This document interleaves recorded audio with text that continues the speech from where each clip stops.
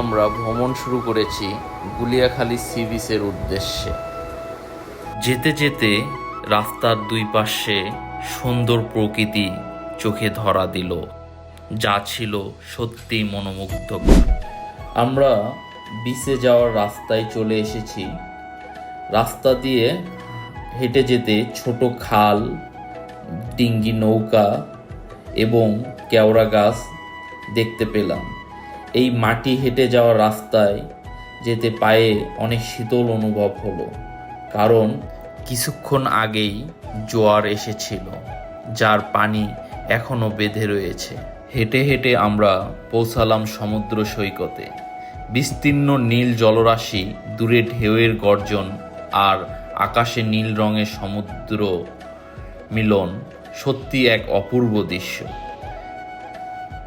বিচের পাশে ছিল এক প্রশস্ত সবুজ ঘাসের বিস্তীর্ণ অঞ্চল, যেখানে আমরা বিকেলের কিছুক্ষণ সময় বসে কাটালাম।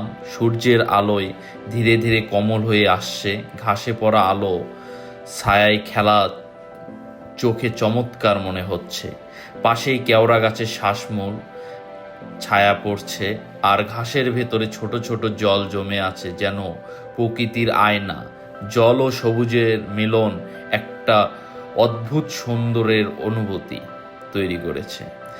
ওদিকে আকাশে পাখিরা স্বাধীনভাবে উড়ছে, বাতাসে খেলছে, প্রাকৃতিক সৌন্দর্য আরও জাগ্রত হচ্ছে। পাখির ডাক, ঢেউয়ের মৃদু শব্দ, ঘাসের নরম স্পর্শ, সব মিলিয়ে এক মনোমুগ্ধকর পরিবেশ তৈরি হয়েছে। এমন মুহূর্তগুলো প্রকৃতির সবচেয়ে বড় উপহার। পাশেই ছিল কেওড়া গাছের শ্বাসমূল, যা মাটির ওপরে ভেসে বাতাস থেকে অক্সিজেন গ্রহণ করছে। এই শ্বাসমূলগুলো শুধুমাত্র গাছের জন্যই নয়, বরং পুরো সমুদ্র সৈকতের পরিবেশকে আরও মনোমুগ্ধকর ও শান্তিপূর্ণ প্রাকৃতিক সৌন্দর্যে ভরিয়ে তুলেছে। জলে ছোট ছোট জমাট সঙ্গে মিশে শ্বাসমূল ছায়া যেন একটি প্রাকৃতিক ছায়াপথ তৈরি করেছে, যেখানে বসে থাকলেই মনে হয় আমরা প্রাকৃতির হৃদয় স্পন্দনের মধ্যে প্রবেশ করেছি। পাতাগুলো বাতাসে নরমভাবে দুলছিল, আর সাথে মৃদু সুরেলা শব্দ পরিবেশটা ছড়িয়ে পড়ছিল।